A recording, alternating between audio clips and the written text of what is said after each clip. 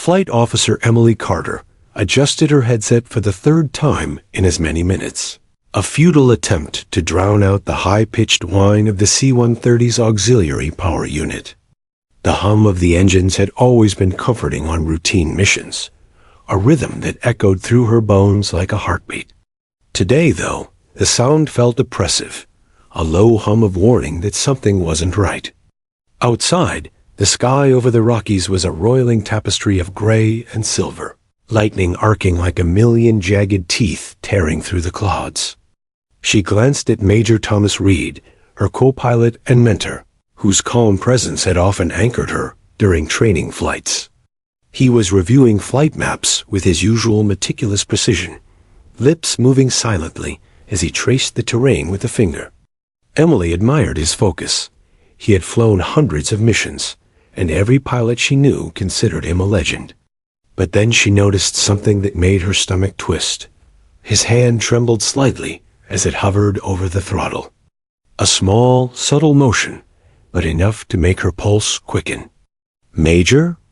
she asked, leaning closer. No response. Reed's head slumped forward, the microphone of his headset scraping against the dashboard. Emily's stomach dropped. She reached across instinctively, shaking his shoulder. "Major Reed. Say something." Panic, sharp and unwelcome, gnawed at her chest. She had trained for emergencies, but she had never trained for this. The sudden, total absence of the only person capable of helping her in this massive aircraft. The cockpit, usually a sanctuary of familiarity, now felt like the belly of a beast. The storm outside intensified, and Emily could see the rain lashing against the windshield in thick sheets. Each drop seemed to drum on the hull, a relentless percussion that made the plane shiver. She yanked the controls back to stabilize their altitude, but the C-130 groaned in protest, swinging violently as if testing her resolve. Lightning split the sky to her left, illuminating the cockpit in stark white. For a moment, it felt like the world had stopped.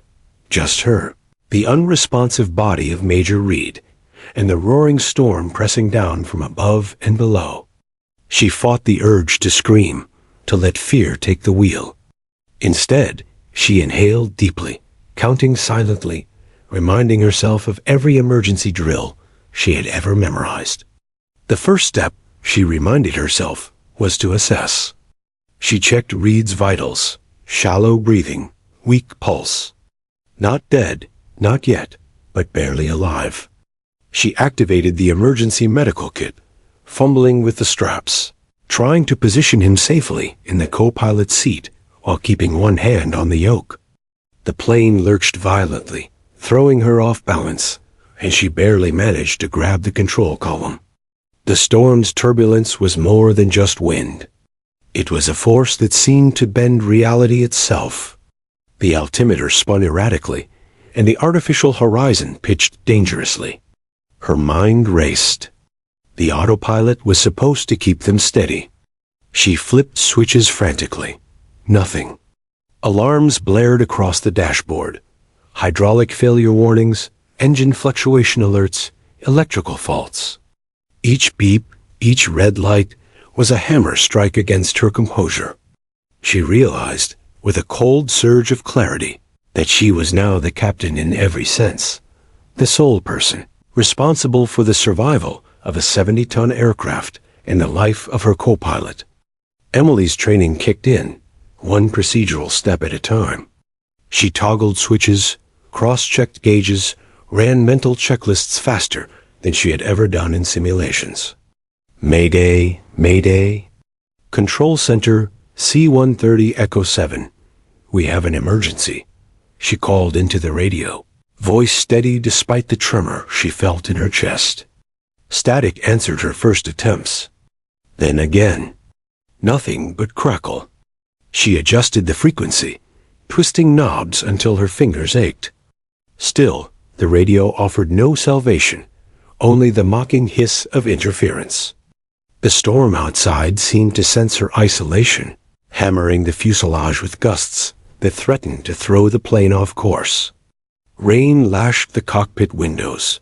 Lightning flashed closer than it should, and the deafening roar of the wind drowned out even her own thoughts at times. Emily's knuckles whitened around the yoke as she fought to keep the plane level.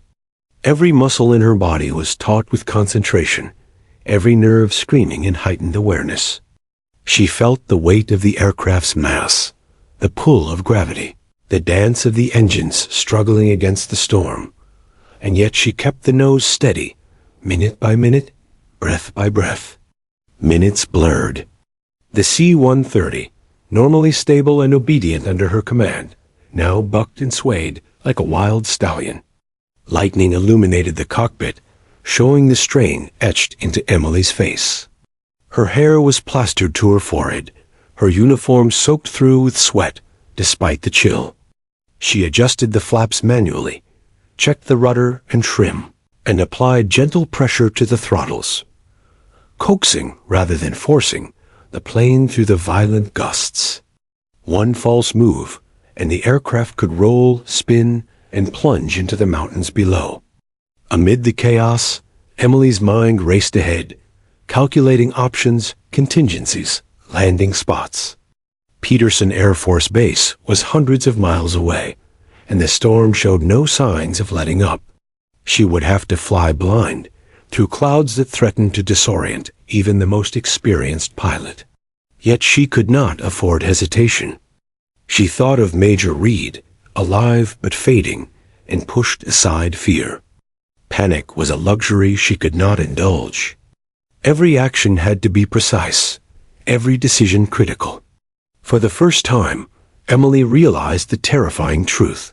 She was completely alone. Every other pilot she had ever relied upon was miles away. The autopilot was dead. The radio was useless.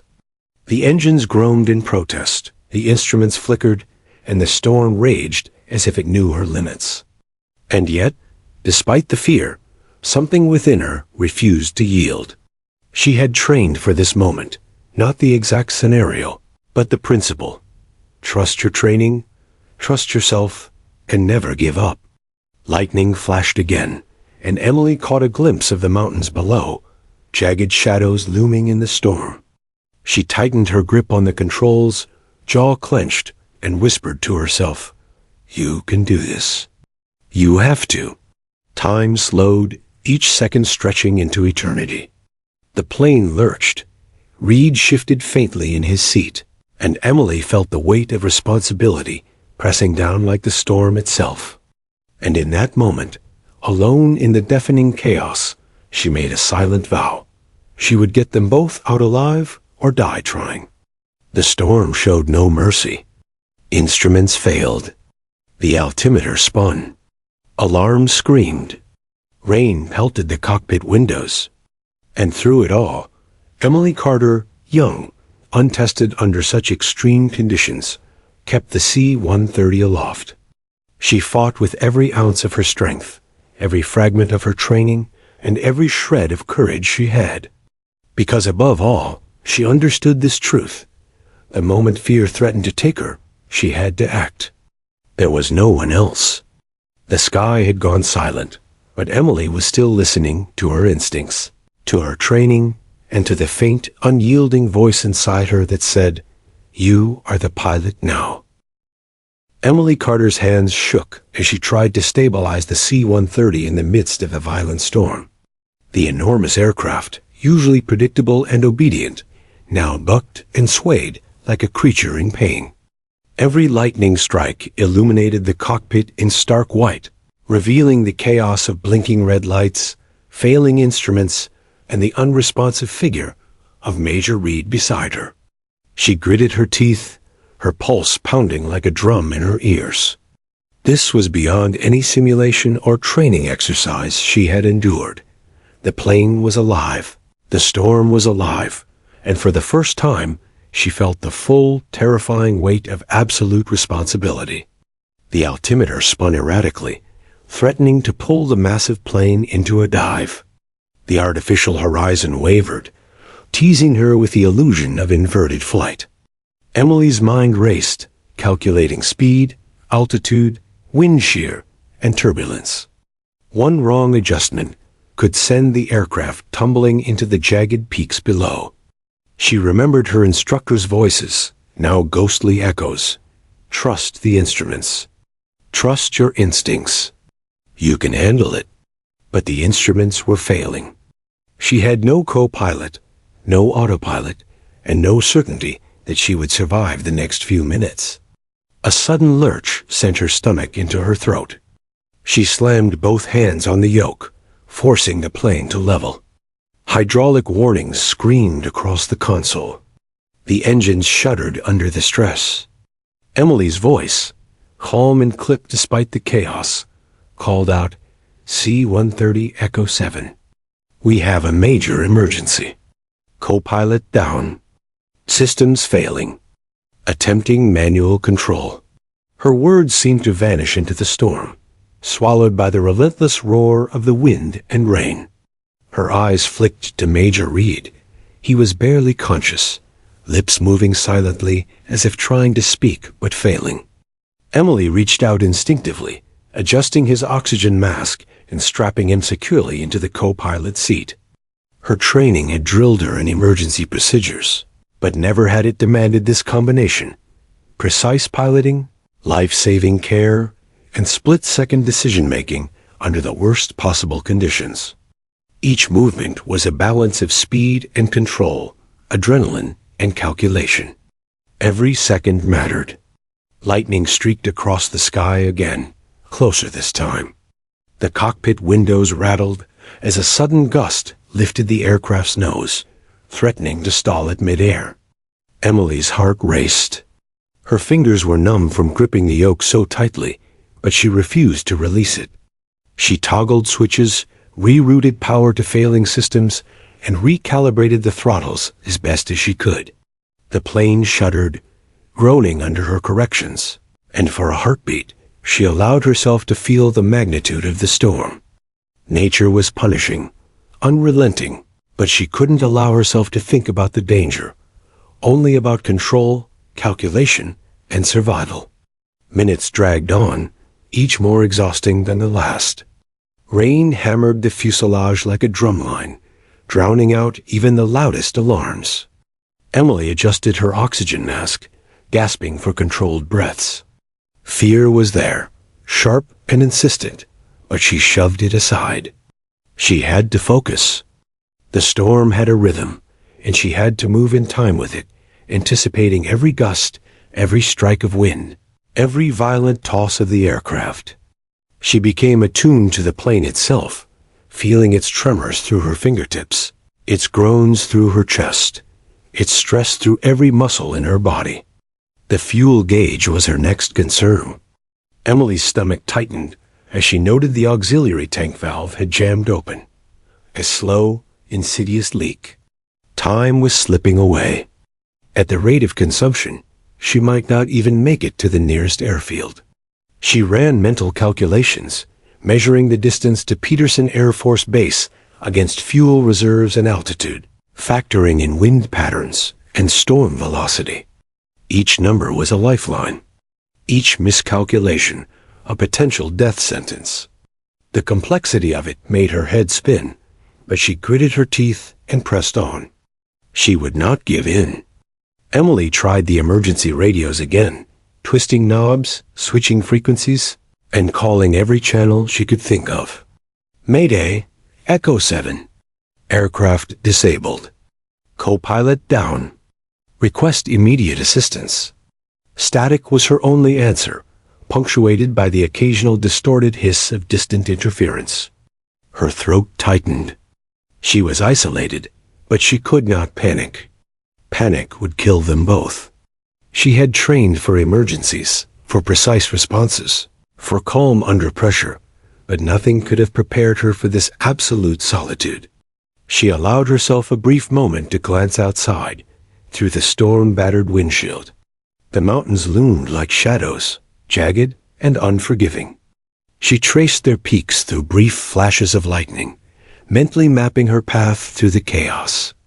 The dark clouds were suffocating, but Emily's mind worked in sharp, precise focus. She measured, adjusted, recalculated, and pushed the C-130 forward, refusing to let the storm dictate her fate. This was her domain now, her challenge and her responsibility. Her hands ached, fingers raw from gripping the yoke. Sweat streamed down her face. She felt the strain in every joint, every muscle, every nerve. Yet she pressed on, performing a delicate ballet of survival. Throttles here, flaps there, rudder adjustments, minor altitude corrections. Every movement mattered. Every second mattered. She ran emergency checklists in her mind, reciting each step as if chanting a mantra. Maintain control. Preserve life. Find the runway. Survive. Hours or perhaps minutes passed. Emily could not tell. The storm's fury made time meaningless. She alternated between periods of razor-sharp focus and fleeting, chilling awareness of mortality. The plane lurched violently to the left, throwing her against the seatbelt.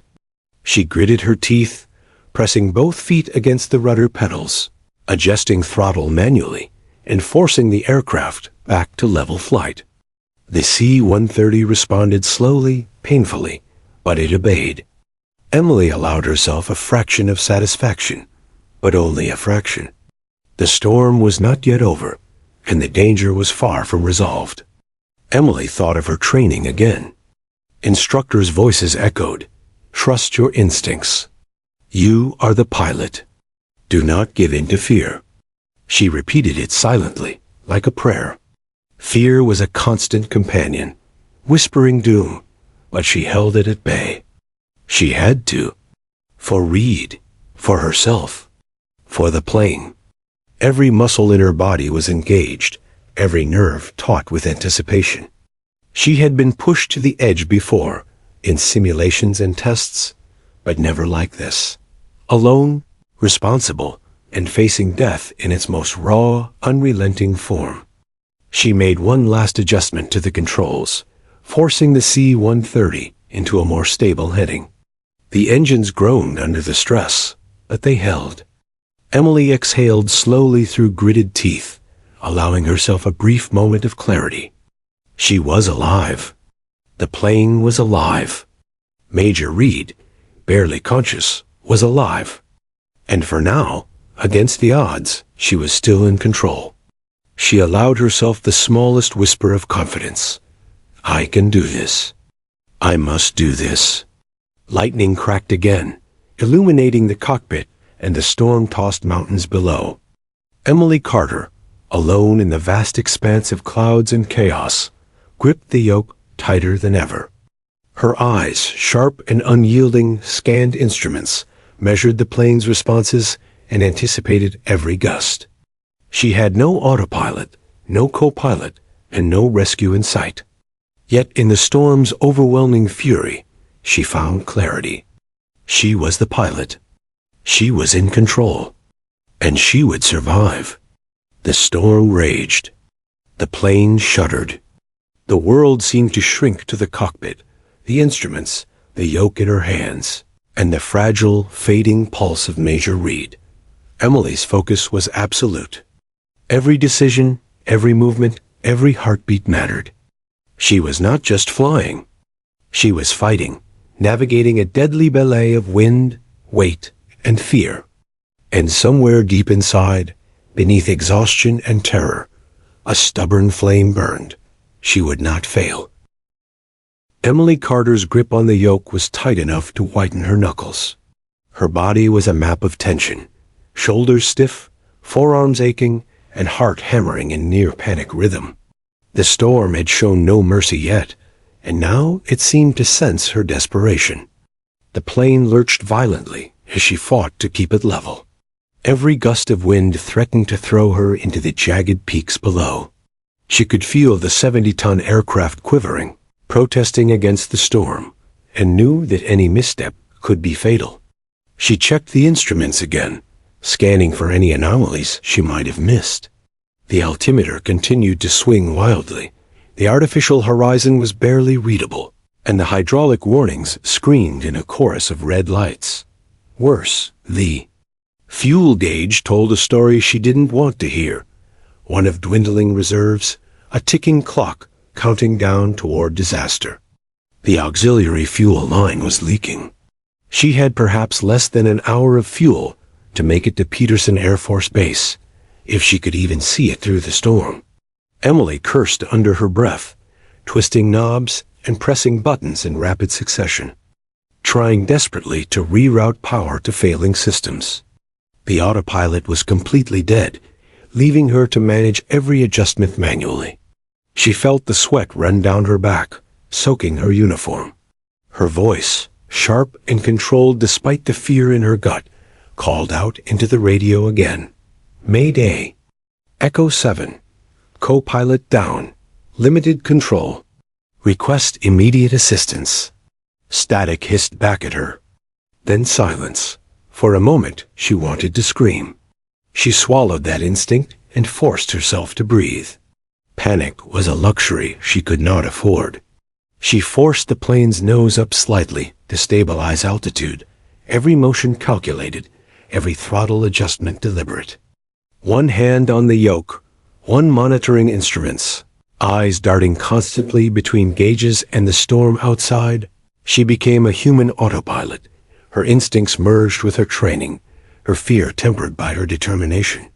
The mountains were still below, dark jagged shadows that loomed like predators. Each flash of lightning illuminated the peaks closer than they seemed, and Emily had to adjust constantly, lifting the nose, banking carefully, never allowing the plane to drift too far off course. Her stomach churned as she felt a violent gust hit the right wing.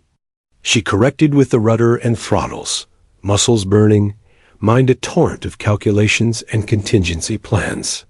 She couldn't allow herself to think about the possibility of failure, only solutions, only survival. Minutes felt like hours. Every flicker of lightning, every roll of thunder, every shudder of the plane was a reminder of how fragile life was at this altitude, at this speed, in this storm. Emily's eyes burned from staring at instruments through the rain-streaked cockpit windows. The storm made even simple maneuvers hazardous.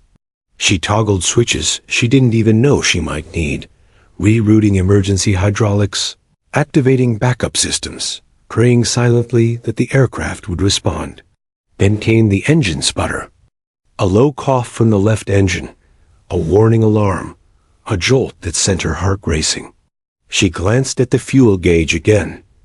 More fuel was draining faster than it should. The auxiliary tank was losing pressure, and she realized with a sinking feeling that she had miscalculated. She might not make it to the base. Her mind raced through options. Emergency landing in the mountains? Too dangerous. Attempting to glide through the storm? Risky, but the only real chance. Emily's throat tightened as adrenaline and fear battled for dominance. She adjusted flaps and throttles carefully, trying to coax every last ounce of power from the engines. The C-130 groaned, and she could feel the vibrations through her entire body. Lightning flashed again, almost blinding her for a split second. She swallowed hard and reminded herself, trust your training. Trust yourself. You are the pilot. The words became a mantra, repeating with every breath. She could not allow fear to break her now. Not when Reed's life, and her own, depended entirely on her control. Desperation clawed at her chest as she reached for the emergency radios again. She twisted knobs, switching frequencies rapidly. Static. Then, a faint, distorted voice. Echo 7, you copy? Her heart leapt. This is Echo 7. Aircraft disabled. Co-pilot down. Limited control. Her voice was trembling, but she forced it to remain calm. There was no time for hysteria. She repeated the call, trying to make the connection stronger. Static and hiss responded for long seconds before the voice came clearer. Echo 7, NORAD command. We have you on radar. You are not alone. Relief surged like a lightning bolt through Emily's chest. Tears pricked at the corners of her eyes, but she blinked them back. She wasn't alone. Someone knew she was alive. Someone was watching. They'd scrambled F-22s, the voice continued. Hold your heading. Help is on the way. Emily exhaled slowly, almost forgetting to breathe as the gravity of the situation settled in. Angels were coming for her, and she had a chance to survive. Yet the danger was far from over. The storm had not relented. Lightning continued to crack overhead, wind gusts rattled the fuselage, and the plane shuddered violently with every adjustment she made. Her muscles screamed from the constant tension of controlling the aircraft manually. Her hands were slick with sweat, her fingers stiff. The plane demanded every ounce of strength, focus, and skill she possessed. Failure was not an option, and she would not allow it. Emily plotted a careful course through the storm, aligning with the direction Nora had instructed, all while monitoring fuel consumption and engine performance. Every second was precious, every decision critical. She could feel Reed's pulse beneath her fingers, faint but steady. That fragile life depended on her precision. She spoke to him softly, though he could barely hear, as if her words could. Somehow tether him to survival. We're going to make it, Major. Just hold on. Her voice was steady, though her heart raced with terror. As the minutes passed, Emily became increasingly aware of the enormity of her situation. The C-130 was heavy, slow to respond, and each movement she made required anticipation, calculation, and finesse. The storm seemed determined to test her at every turn. Gusts struck unpredictably, lightning illuminated the peaks below, and instruments flickered with a capricious life of their own. She adjusted, compensated, repeated, a continuous ballet of survival. Then she noticed something, faint, almost imperceptible, through the radio static. Another voice, confirming her location, giving minor adjustments to heading, altitude, and speed. Emily's pulse quickened. She wasn't truly alone anymore. She nodded to herself, gripping the yoke harder, and repeated her mantra silently. Trust your training. Trust yourself. You are the pilot. The storm raged, but Emily Carter had found a thread of hope, a lifeline that could pull her through the next leg of this desperate fight. With every ounce of focus, every bit of energy, Emily fought the C-130 through the relentless storm, calculating fuel, altitude, and course simultaneously. Her eyes darted between instruments and the storm outside, scanning the dark horizon for any sign of the promised F-22s. The plane responded slowly but obediently. She felt the first flicker of confidence creep in. She could survive this. Not alone, but with help on the way. And she would not waste a second of this precious chance. Emily Carter's hands remained taut on the yoke, muscles trembling from exhaustion, but she refused to release her grip. The storm showed no mercy, lashing rain and wind against the massive fuselage of the C-130. The plane groaned and shuddered with every gust, instruments flickering as if they, too, were afraid of the storm's wrath. She had been flying blind for what felt like hours, alone in the cockpit with the nearly lifeless form of Major Reed beside her. Every instinct screamed for her to panic, to give up, yet she forced herself to focus, to calculate, to survive. The radios had been dead for minutes, static their only companion. Emily twisted knobs desperately, scanning every frequency, every channel she could recall. She shouted into the microphone, voice tight and urgent. Mayday. Echo 7. Co-pilot down. Emergency control. Request immediate assistance. Only static responded. Her heart sank. She clenched her teeth, trying to quiet the rising tide of fear. Alone, completely alone, in a plane that was barely responding to her commands. Every second that passed was a race against gravity, turbulence, and dwindling fuel. Then a whisper. Faint, distorted, almost drowned in static, yet unmistakable. Echo 7? You copy? Her heart leapt. Emily froze mid-adjustment, gripping the yoke so tightly her knuckles turned white. She blinked rapidly, unsure if the radio had truly produced a voice or if exhaustion was conjuring illusions. But then it came again, clearer, more insistent. Echo 7, do you copy? NORAD command. Her pulse surged. Relief, disbelief, and adrenaline crashed together inside her chest. She grabbed the microphone, voice trembling but firm. This is Echo 7. Aircraft disabled. Co-pilot down. Limited control. Request immediate assistance. The voice responded, calm and deliberate. Echo 7, we have you on radar. You are not alone. Maintain heading. Emergency support is on the way. Emily exhaled slowly, almost forgetting to breathe. The lifeline she had prayed for had arrived. She felt a surge of hope that briefly lifted the crushing weight of isolation. Her mind, however, did not relax. She knew the storm was far from over, and the plane was still weak, heavy, and resistant to her control. Her hands tightened around the yoke, feeling every vibration, every tremor, every subtle resistance from the aircraft as she carefully corrected their trajectory. The voice on the radio continued, calm and precise, issuing directions. Altitude 20,000 feet. Reduce speed to maintain control. Heading 270. You will be intercepted shortly. Emily repeated each instruction aloud, reinforcing them in her mind.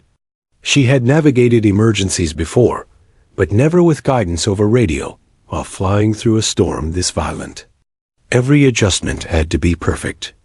One miscalculation, and the C-130 would tumble into the peaks below. The reassurance of contact sparked a renewed sense of determination in Emily. She focused on controlling the plane, step by step. She alternated between monitoring instruments, adjusting throttles, and scanning the storm outside.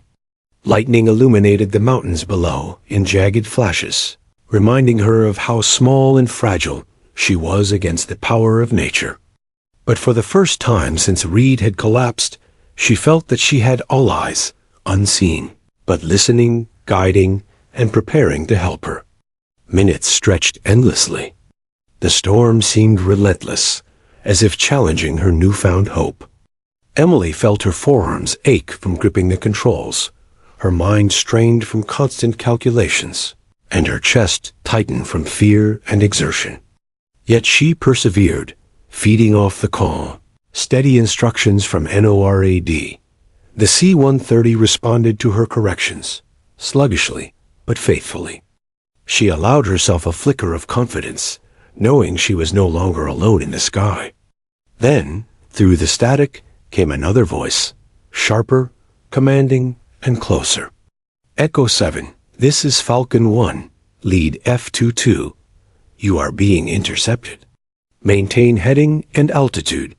Follow our lead. Emily's heart surged. The escort she had only hoped for had arrived. Her hands tightened around the yoke, focusing on every motion, every adjustment. The thought of having these highly trained pilots nearby, capable of maneuvering at supersonic speeds, lent her courage and precision. Minutes later, silver streaks cut through the storm clouds like arrows. Two F-22 Raptors slid into formation on either side of her crippled aircraft. Their flashing navigation lights pierced the gloom, a visible manifestation of hope and protection. Emily's breath caught. She could see them through the rain-streaked windows, glinting and graceful despite the chaotic winds. Falcon 1's calm voice filled the cockpit, steadying her like a lifeline. Echo 7, we've got you. Just hold your heading. Keep the plane steady. Emily's hands were numb, body trembling, but she nodded to herself. She could do this. She would do this. The Raptors mirrored every slight adjustment she made, guiding her through the turbulent sky. She felt a surge of reassurance wash over her, not just from their presence, but from their precision and professionalism. These pilots were her eyes and ears, her guardians in the storm. For the first time, She allowed herself to breathe more deeply, though caution kept her focused. Even with reinforcements, the storm was a relentless adversary. Lightning continued to fork around the cockpit, thunder rolling like cannon fire across the mountains. The C-130 shuddered violently with each gust, and Emily fought every movement, adjusting flaps, rudders, and throttles with extreme precision. Falcon 1's voice guided her through each maneuver, calm and measured, breaking down complex adjustments into clear, concise instructions. Emily followed with unwavering focus, trusting their guidance implicitly. In between instructions, she glanced at Major Reed. He was stable now, though still weak and barely conscious. She reached across and adjusted his oxygen mask again, speaking softly. "We're going to make it, Major. Just hold on. You're not alone anymore." Her words were meant to reassure him, but they reassured her too. They reminded her of why she was doing this. To survive, to protect, to lead even when alone. Emily's mind, once consumed by panic and isolation, now functioned with clarity. The storm was still fierce, but the voices over the radio gave her structure, guidance, and hope. Every adjustment was made with precision, every throttle change deliberate. She scanned the instruments constantly, anticipating every gust and turbulence shift. The storm raged, but Emily was no longer fighting it blindly. She had allies, both human and mechanical, and a lifeline that might just get her and Reed through this nightmare. Minutes ticked by, each longer than the last, but Emily kept steady. The F-22s maintained their formation, adjusting in perfect sync with her fragile aircraft. Every flash of lightning reminded her of the stakes, but also highlighted the skill and precision guiding her through. The voices on the radio became a rhythm, a heartbeat of reassurance in the deafening storm. She repeated each instruction silently, as if chanting a mantra. Trust your training. Trust yourself. You are not alone. As the storm began to show signs of easing slightly, Emily allowed herself a cautious smile. She had survived hours of relentless chaos, navigated a failing aircraft, and finally established contact with NORAD and the intercepting pilots.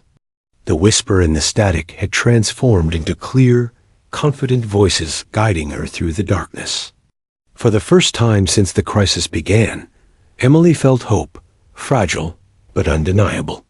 The storm was not yet conquered, but with the F-22s by her side and her focus sharpened, survival was no longer impossible. Through the static and wind, Emily realized a profound truth. In the vast expanse of the sky, amidst chaos and fear, connection mattered. Even the smallest whisper, a voice over the radio, could anchor someone teetering on the edge of despair. She adjusted the throttles once more, leveled the plane, and followed Falcon 1's lead, ready for the next stage of the battle against nature. Alone, she had fought. Now, with all eyes, she would fight together, and she would survive. The roar of the storm outside had not lessened, but Emily Carter felt a flicker of calm that she hadn't experienced since the emergency began. 2 silver streaks, sleek and deadly in their precision, emerged through the sheets of rain and lightning. F-22 Raptors, sliding into formation on either side of the crippled C-130. Their flashing navigation lights glimmered through the mist, a visible manifestation of hope and reassurance. Emily's heart leapt, but her focus didn't waver. She knew that survival depended on her ability to remain in control while trusting these aerial guardians. Falcon 1's voice came crisp and calm over the radio. Echo 7, we're with you. Keep your heading steady. Follow our movements. Emily nodded instinctively, though she knew he could not see her. She adjusted the plane's controls to mirror their slight maneuvers, her hands numbly following the instructions. Every gust of wind, every violent shake of the aircraft, was met with an almost synchronized correction. The Raptors weren't just a guide. They were stabilizers, living extensions of control in a plane teetering on the edge of disaster. The turbulence was relentless. The C-130 heaved violently, wings tipping, fuselage groaning under the storm's fury. Emily's fingers cramped around the yoke, her palms slick with sweat. Each adjustment felt like threading a needle through a hurricane. She had trained for emergencies, for extreme weather, for engine failures, but nothing could replicate this combination of elements. It was not just the plane, nor the storm, nor Reed's precarious state. It was all of it at once, pressing her to the very limits of endurance and skill. Throttle 2% more. Adjust rudder 3 degrees right. You're doing fine. Falcon 1's voice guided her, calm and precise. Emily followed, executing each instruction with mechanical perfection. The Raptor on her left dipped slightly, allowing her to gauge the wind shifts across her fuselage. Lightning cracked overhead, illuminating the cockpit in stark white, and Emily's pulse spiked. The visual of the jets cutting through the storm, precise and unflinching, strengthened her resolve. They were not just guiding her, they were reassuring her that she could survive. Below them, the jagged peaks of the Rockies loomed, hidden in darkness, but outlined intermittently by flashes of lightning. Emily's hands moved automatically, correcting for updrafts and downdrafts, flaps adjusted, throttles fine-tuned. Her eyes flicked to the gauges, altimeter fluctuating, fuel gauge dropping steadily. The storm was merciless, but the Raptors allowed her to anticipate its fury. Falcon 1's voice became a lifeline, each instruction a thread tethering her to survival. Emily allowed herself a brief glance at Major Reed. He was stable, breathing shallowly, but steady. She reached over to adjust his oxygen mask, murmuring softly, "We've got this, Major. Just hold on." Her words were more than reassurance. They were determination. Failure was not an option. She had trained for moments of crisis, but this was the crucible of her career, the ultimate test of focus, skill, and courage. The storm battered them relentlessly. Lightning struck near the plane, thunder booming so loud it shook the fuselage. Rain pelted the windows with a relentless ferocity, but the Raptors remained steady beside her. Emily matched their formation, adjusting her course minutely with each instruction. The cockpit vibrated with tension, alarms flickered in rhythm with the storm's rage, and yet she moved with meticulous precision. Her fear remained, sharp and insistent, but it was tempered now with trust and purpose. Minutes stretched like hours as Emily and the Raptors navigated the tempest. Every motion required absolute attention. Rudder corrections, throttle adjustments, flaps deployment, constant monitoring of fuel and altitude. Her body ached from the tension. Her mind was a whirlwind of calculations. And yet she could feel a subtle rhythm emerging, a collaboration between human skill and the mechanical precision of her escort. She was no longer entirely alone. The Raptors were an extension of her own will, guiding her through chaos. Falcon 1's voice broke through again, calm as ever. "You're performing exceptionally, Echo 7. Keep steady. We're guiding you toward a safe corridor through the storm. Altitude adjustment, 20,200 feet. Hold heading 265. You've got this." Emily repeated the instructions aloud, embedding them in her consciousness. The reassurance, the guidance, the very presence of these pilots gave her a renewed sense of agency. She was piloting, but she was not isolated. Hope now coursed through her veins alongside adrenaline. As they pushed forward, Emily felt the C-130 respond better, slowly stabilizing under her precise control and the subtle corrections suggested by Falcon 1. The engines groaned but held. The plane's massive wings cut through turbulence, aided by the aerodynamic advantage of the Raptors flanking her. Each flash of lightning illuminated the formation, the jets glinting like guardians of survival in the violent tempest. Emily's mind sharpened, every decision weighted, every adjustment deliberate. She felt a fleeting sense of triumph amidst the chaos. She could manage this. The storm, though still fierce, began to show signs of lessening. The lightning became more distant, the wind gusts less severe, and the C-130's vibrations slightly more predictable. Emily's confidence grew incrementally. She allowed herself to trust the formation, to match her maneuvers to the Raptors, to anticipate the next wind shift rather than react solely in panic. The Guardians had arrived, and she began to feel the possibility of survival, a feeling she had not dared to entertain for hours. Emily's thoughts briefly shifted to her co-pilot. Reed's pulse was steady now, though he remained unconscious. She glanced at him, silent prayers slipping through her mind. She had not only to survive herself, but to ensure he did as well. This added weight sharpened her focus rather than hindering it.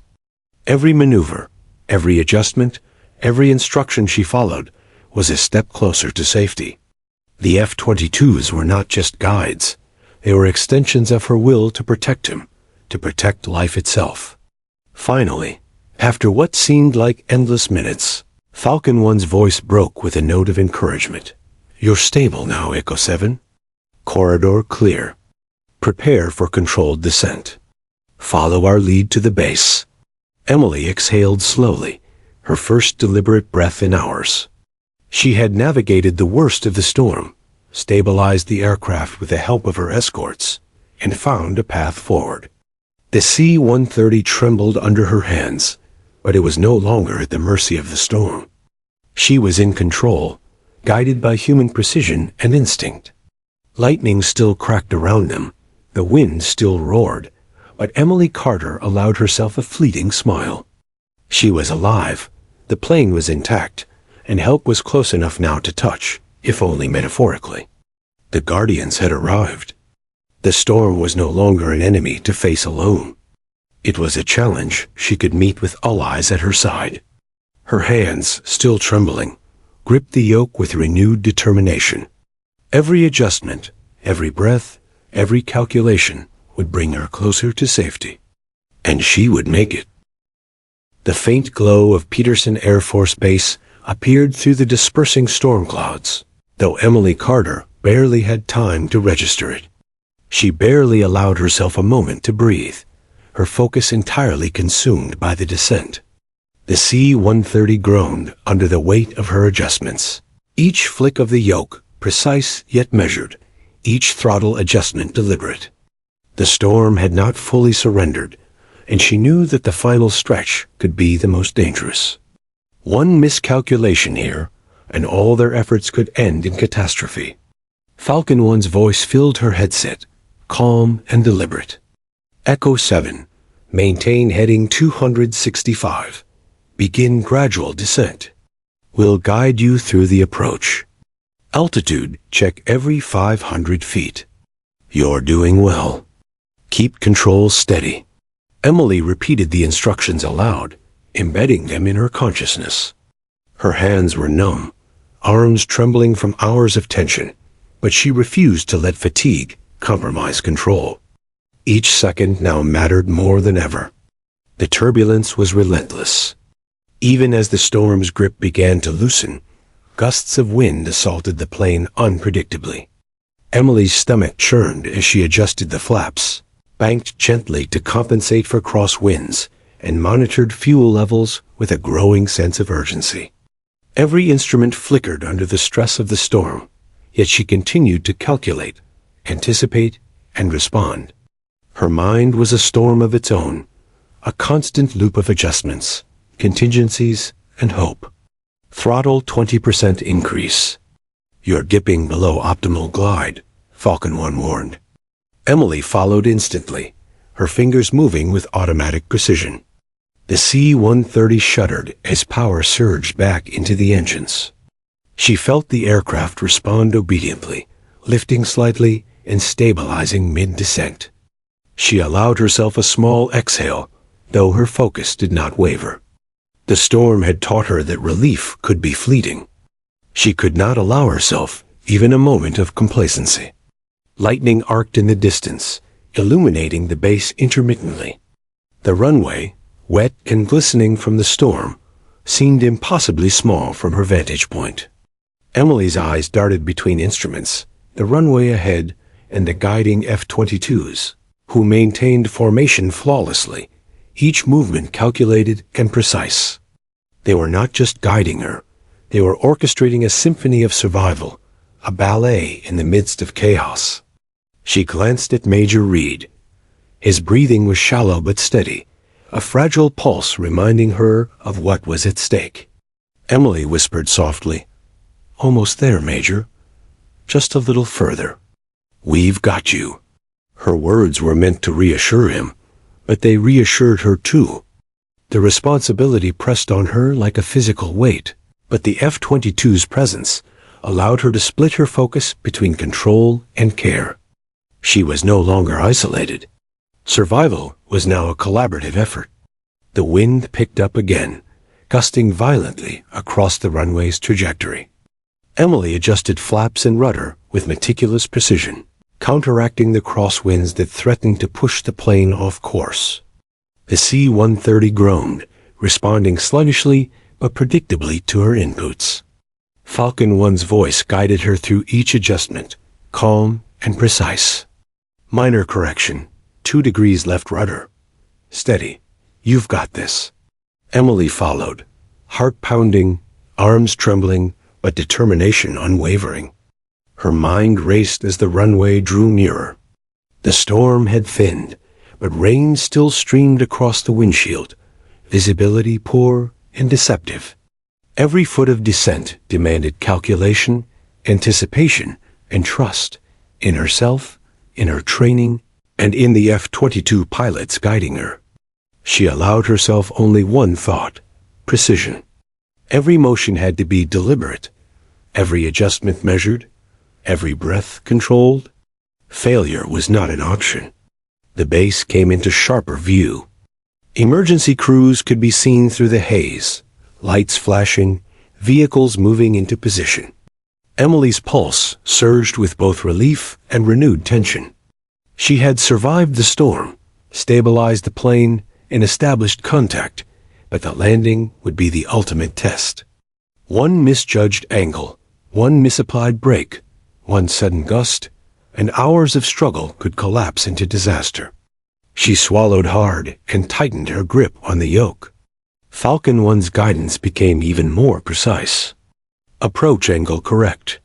Reduce speed to minimum safe landing threshold. Nose slightly up. Hold flaps. Steady hands.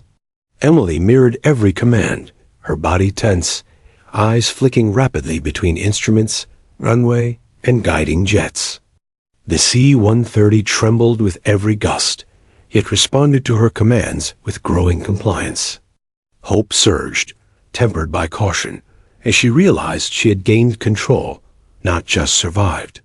The runway seemed impossibly close now. Emily calculated each fraction of descent, each throttle adjustment, each rudder movement. Her arms ached, her fingers numb, but she moved with a precision born of desperation, skill, and trust. Falcon 1's calm voice echoed in her ears. "You're clear. Prepare to touch down. Maintain heading. Keep flaps steady." Emily repeated it mentally, embedding the rhythm of survival into each motion. Lightning struck again, closer than before, illuminating the wet tarmac. Emily adjusted immediately, flaring the plane slightly, keeping it level as the C-130 responded sluggishly. The runway lights reflected on the rain-slicked surface, creating an almost ethereal path forward. She felt a surge of adrenaline as the tires finally touched the wet tarmac. The aircraft shuddered violently, but remained upright. Emily breathed deeply, though she knew the landing was not yet complete. Brakes, reverse thrusters, and careful rudder adjustments were still needed. The plane slowed gradually, the engine straining against reverse thrust and friction. Emily's arms shook violently, muscles spasming from fatigue and tension, but she maintained control. Falcon 1's voice guided her final adjustments, steadying the C-130 with almost surgical precision. Every foot of slowing was a victory, every second of controlled braking a triumph over the storm's fury. The Guardians had not just led her here. They had ensured she could finish what she started. Finally, the C-130 came to a halt. Emily Carter exhaled slowly, her body trembling with exhaustion and relief. The plane was intact, the engines cooled, and Major Reed's pulse remained steady. She allowed herself the tiniest smile, though exhaustion weighed heavily. She had survived. Against impossible odds, she had controlled a failing aircraft, navigated a relentless storm, and executed a landing that would challenge even the most experienced pilots. Through the cockpit windows, she saw the F-22s climb back into the sky, their mission complete. Falcon 1's voice came one last time, warm and approving. Echo 7, exceptional job.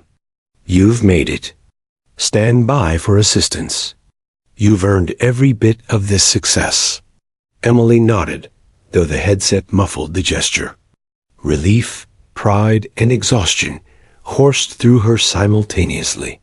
She had done it. Against every challenge, every storm, every failing system, she had survived, and not just survived, but triumphed. The engines of the C-130 cooled with a low, rumbling sigh, fading into the background as emergency crews swarmed the runway.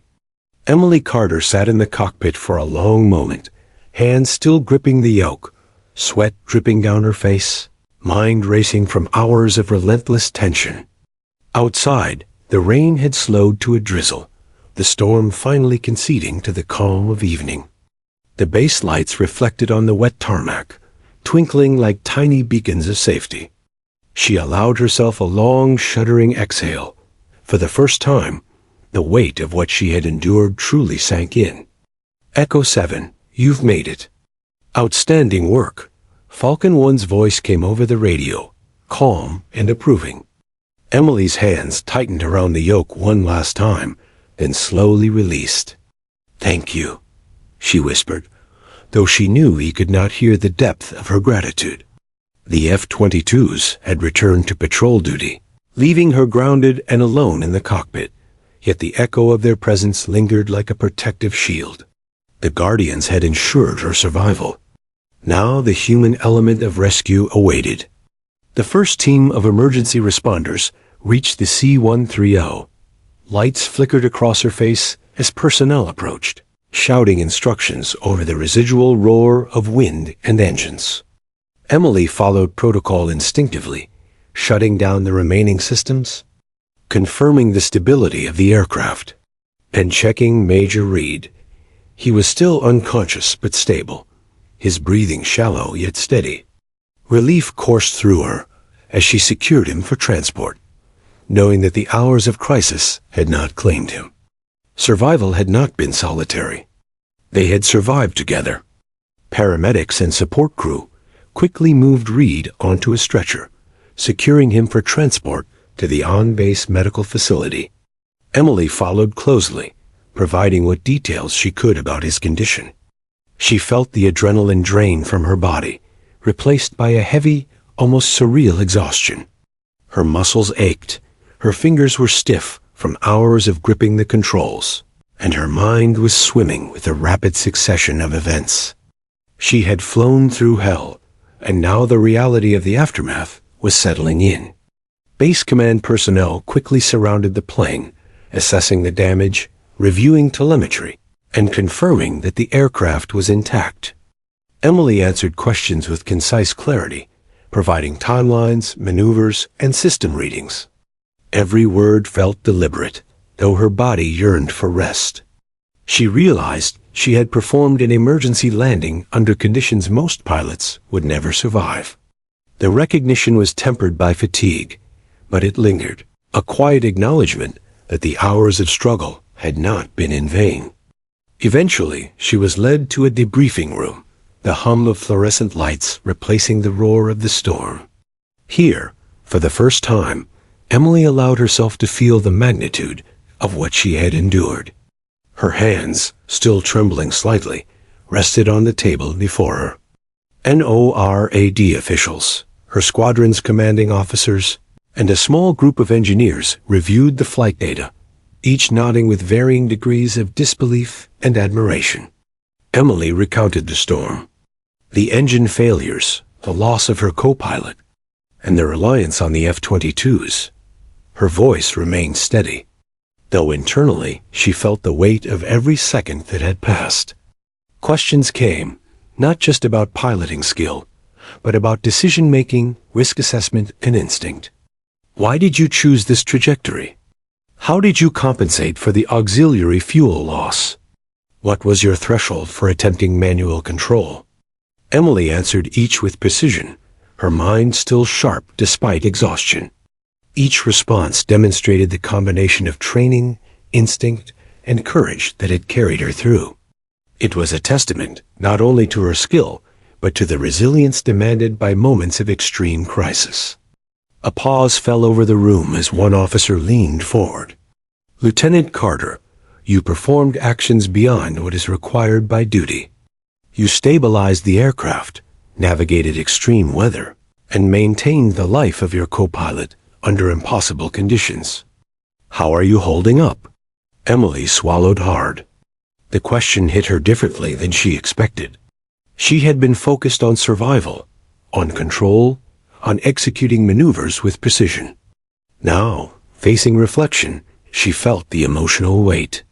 Her lips parted, but only a faint whisper escaped. Exhausted, but grateful. Gratitude, she realized, was not for herself, but for the people who had made survival possible. Major Reed, the F-22 pilots, the ground crews, and her training that had forged instinct and resilience into muscle memory. It was a gratitude tinged with humility, acknowledging that even skill alone is rarely sufficient in the face of uncontrollable forces. Survival, she understood, was often a collaboration of preparation, courage, and the presence of allies. As the debriefing concluded, Emily was escorted to the medical facility to ensure that she was physically unharmed. Vital signs stable, minor dehydration addressed, she finally allowed herself to sink into a chair. Exhaustion washed over her, and for the first time, the adrenaline that had sustained her hours earlier began to ebb. She thought about the flight, the storm, the engines, and the moments when the aircraft bucked violently under her hands. Each memory was vivid, almost cinematic, and yet tempered by the satisfaction of triumph over near-certain disaster. Major Reed recovered consciousness a few hours later. His first words, though weak, were a mixture of gratitude and astonishment. "Carter, you saved us." Emily's lips twitched into a faint smile. "We made it together," she said softly. Their eyes met, and in that glance was a silent acknowledgement of the shared ordeal, the trust forged under pressure, and the triumph that came from surviving against impossible odds. Later, awards and commendations were discussed. Emily's actions would be recognized officially, but she understood that the significance went far beyond medals or accolades. She had faced the raw, unrelenting fury of nature, controlled a failing aircraft, protected a life, and emerged alive. That was reward enough. The recognition was merely confirmation of what she had already known. Courage, skill, and the presence of allies could turn despair into survival. As night settled over Peterson Air Force Base, Emily Carter stepped outside briefly, taking in the calm after the storm. The runway stretched out behind her, wet and glistening under the dim lights. She inhaled deeply, the air still heavy with residual rain, but scented with relief. The sky, now clearing, was a reminder of the power she had faced and the resilience she had discovered within herself. She had been tested to her limits and had emerged not just intact, but stronger, more capable, and infinitely aware of the value of preparation, focus, and collaboration. In the quiet moments that followed, Emily reflected on the entire ordeal. From the first strike of lightning that had signaled the beginning of the crisis, To the final moments of the landing guided by Falcon 1, every heartbeat had been a battle. The storm had been merciless, yet she had endured. Her co-pilot had survived. The aircraft had survived. And she had emerged with clarity, strength, and an understanding that courage is not the absence of fear, but the mastery of it under unrelenting pressure. The sun rose over Peterson Air Force Base, the morning after the storm, painting the sky in soft golds and blues. The runway glistened from residual rain, a silent testament to the chaos that had passed just hours before. Emily Carter stood on the tarmac, looking at the C-130 she had flown through hell and back. The massive aircraft, now quiet and stable, reflected more than just light. It reflected the intensity, skill, and courage that had carried it through the storm. She ran a hand along the fuselage, feeling the weight of the journey in her fingertips. Major Reed approached slowly, his steps unsteady, but growing confident. His first smile since the ordeal was tired, yet full of gratitude. "You saved us, Carter," he said quietly, his voice carrying the raw sincerity of someone who had faced mortality and survived only because of another's skill and courage. Emily shook her head gently, her lips pressed into a faint, modest smile. "We made it together," she replied. It was true. The hours of struggle had been shared, even if she had borne the weight of flying the aircraft alone. Word of her heroics had spread quickly through the base. By mid-morning, officers, squadron members, and support staff were arriving, some bringing congratulations, others merely seeking to witness the aircraft she had commanded through the storm. Emily received each acknowledgement with quiet dignity, her exhaustion tempered by the satisfaction of having completed a mission against impossible odds. Each handshake, each nod of respect, was a small affirmation of her resilience and skill, a recognition she had earned through sweat, instinct, and unwavering determination. A formal debrief awaited her later in the day, conducted by high-ranking NORAD officials and Air Force leadership. Data from the C-130's instruments, flight logs, and radar recordings were laid out on tables in a conference room filled with experts. Emily walked in, shoulders straight despite fatigue, and began to recount the flight step by step. Every decision, every maneuver, every adjustment made under duress was analyzed. She explained her reasoning with clarity, humility, and precision, earning nods of approval and expressions of disbelief from the officials. "You maintained control in conditions most pilots wouldn't dare to face," one officer said, pointing to the flight data.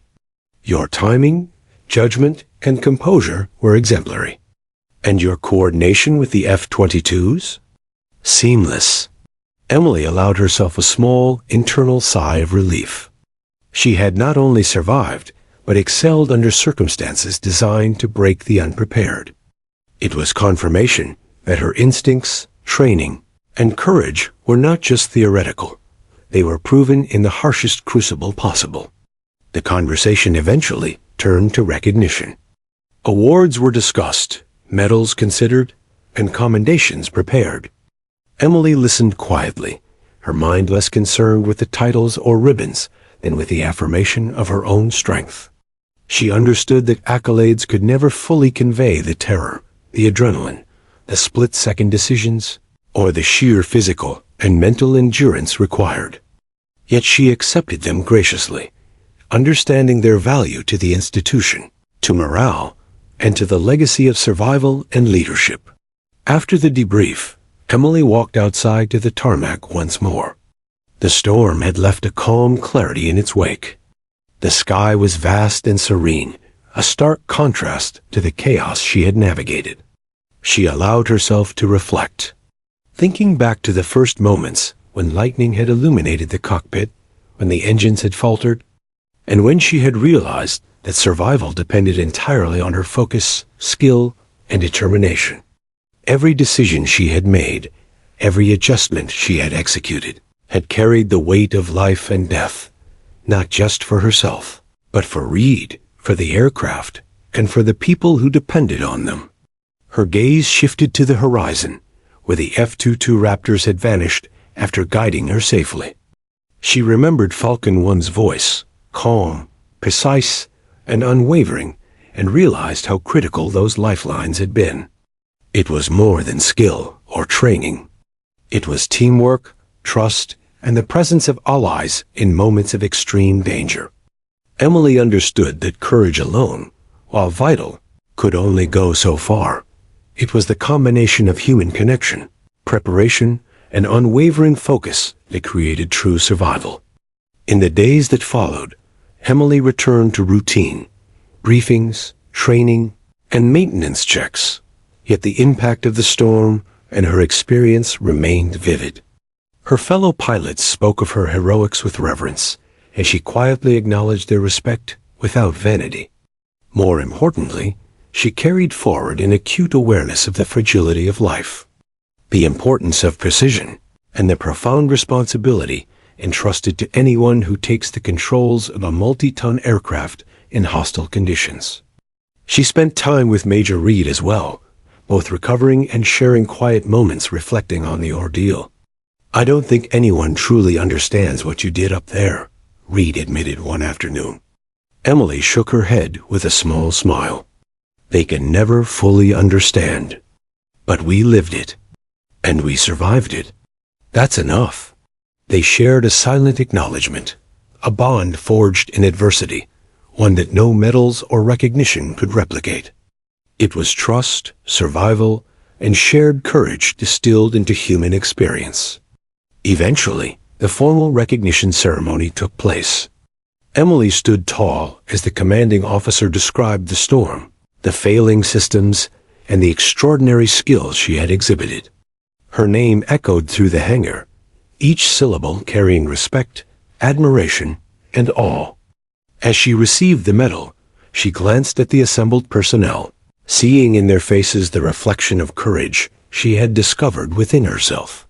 The applause washed over her, but she felt an internal triumph more profound than any external validation, the knowledge that she had confronted the impossible and emerged not only alive but stronger, capable, and unwavering. Later that evening, Emily returned to the cockpit one final time. The C-130, silent and stable, seemed almost like an old companion.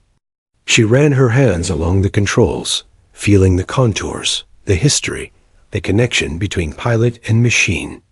She thought about the storm, the F-22s, Reed, and every precise movement that had allowed survival. It was a quiet moment of reflection, a pause in a life defined by action, training, and duty.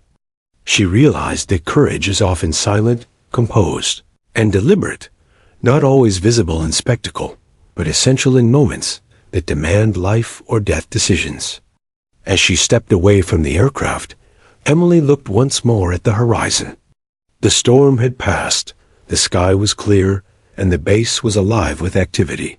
Yet within her, something had shifted, a quiet, profound understanding that she could endure, adapt, and triumph under unimaginable pressure.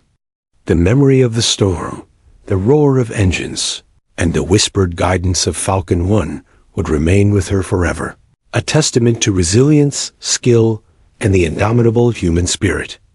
Emily Carter walked away from the runway, medal pinned to her chest, co-pilot recovering, colleagues offering quiet congratulations, and the vast sky stretching endlessly above.